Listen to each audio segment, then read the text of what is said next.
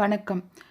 நல்ல திக்கான ஒரு சிக்கன் கிரேவி சாப்பிடணும் போல இருக்குன்னா, இந்த ரெசிபியை கண்டிப்பா ட்ரை பண்ணி பாருங்க. சிக்கனோடு சேர்ந்து கிரேவி சாதத்தில போட்டு பெசஞ்சு சாப்பிட்றதுக்கு ரொம்ப நல்லாயிருக்கும்.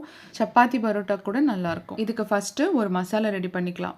cashew நட்ஸ் 10, 5 காஞ்ச மிளகாய், 10லேருந்து 15 சின்ன வெங்காயம், 1 ஸ்பூன் சோம்பு, 1 டேபிள் ஸ்பூன் தனியா, கொஞ்சமாக கருவேப்பிலை, அரை முடி அளவுக்கு தேங்காய். இது எல்லாத்தையுமே பச்சையாக நல்லா நைஸாக அரைச்சிக்கணும் மிக்சியில். ஒரு வேளை நீங்கள் பச்சை மிளகாய் சாப்பிடுவீங்கன்னா 3 பச்சை மிளகாய் கூட சேர்த்துக்கலாம். இப்போ பேனில் எண்ணெய் சேர்த்துட்டு எண்ணெய் நல்லா காஞ்சதும் 1 ஸ்பூன் சோம்பு போட்டுக்கோங்க. சோம்பு பொரிஞ்சதும் ஹோல் கரம் மசாலா, பட்டை, கிராம்பு, ஏலக்காய் இதெல்லாம் தாளிச்சிட்டு 2 பெரிய வெங்காயம் நல்லா பொடி பொடியாக நறுக்கி சேர்த்துட்டு கூடவே கொஞ்சம் கருவேப்பிலையும் சேர்த்து வெங்காயம் நல்லா பொன்னிறமாக ஆகட்டும். இந்த அளவுக்கு நல்லா வதங்கின அப்புறமா 2 டேபிள் ஸ்பூன் அளவுக்கு இஞ்சி பூண்டு பேஸ்ட்,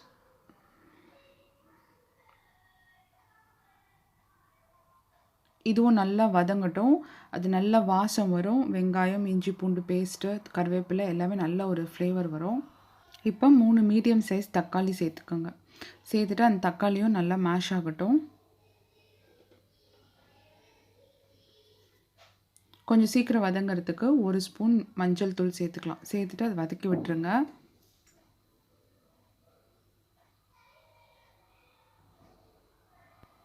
தக்காளி நல்லா வதங்கிருச்சு. இப்போ 2 ஸ்பூன் மிளகாய்த்தூள், 2 ஸ்பூன் தனியாத்தூள்,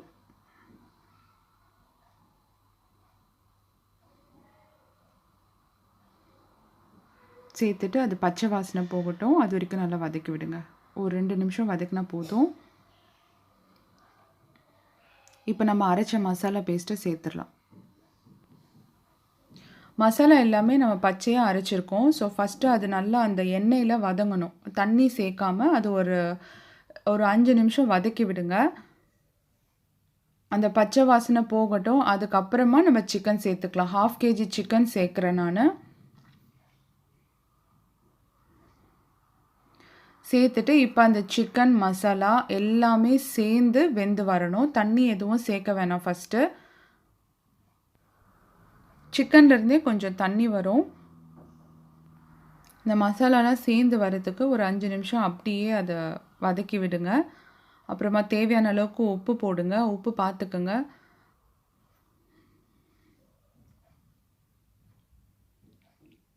உப்பு சேர்த்து நல்லா கலந்து அந்த சிக்கன் வந்து கலரெல்லாம் மாறிடும். அந்த இனிஷியல் ஸ்டேஜில் ஒரு 7 நிமிஷம் அந்தளவுக்கு கொஞ்சம் வதக்கி விட்ட அப்புறமா நம்ம மூடி போட்டு அதை வேக விட்டுருவோம். இடையில கொஞ்சம் கலரி கொடுங்க. சப்போஸ் உங்களுக்கு அடி பிடிக்கிற மாதிரி இருக்குது அப்படின்னா கொஞ்சம் மட்டும் தண்ணி, ஒரு அரை கிளாஸ் தண்ணி அங்கங்கே இடையில சேர்த்து விடுங்க.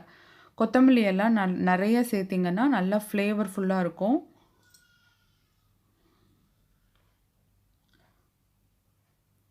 ஒரு 3/4 பதத்துக்கிட்ட வெந்துருச்சு.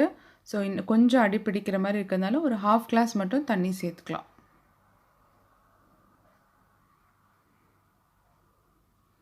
இதுவே நீங்கள் மண்பானையிலலாம் வச்சிங்கன்னா அதுவே அந்த சூடில் அப்படியே அந்த ஸ்லோ குக்கிங் ப்ராசஸில் நல்லாவே வெந்து வந்துடும். இது பேனுன்றதுனால கொஞ்சம் அடிப்பிடிக்கும். அதனால் லைட்டாக கொஞ்சம் கொஞ்சம் தண்ணி சேர்த்து அதை கலரி விட்டுட்டே வாங்க. எக்ஸாக்டாக ஒரு 15-20 மினிட்ஸில் சிக்கன் ரெடி ஆயிரும். அந்த மசாலாவும் சேர்ந்து வெந்து வந்துட்டுருக்கும். எண்ணெய் பிரிஞ்சு நல்லா வெளியில் லேயர் அந்த எண்ணெய் நல்லா திரிஞ்ச அப்புறமா ஒரு ஸ்பூன் மட்டும் மிளகு சேர்த்துக்கோங்க. மிளகுத்தூள் நல்லா இன்னும் கொஞ்சம் எண்ணெய் சேர்த்திங்கன்னா எண்ணெய் நல்லா பிரிஞ்சு அது தகன நல்லா வரும். நான் கொஞ்சம் கம்மியாக தான் சேர்த்துருக்கேன் எண்ணெய். நீங்கள் வந்து தாராளமாக எண்ணெய் சேர்த்திங்கன்னா நல்லா எண்ணெய் பிரிஞ்சு குழம்பு கலரோட ரொம்ப சூப்பராக வரும். இந்த வீடியோ உங்களுக்கு பிடிச்சிருந்ததுன்னா மறக்காமல் லைக் பண்ணுங்கள்.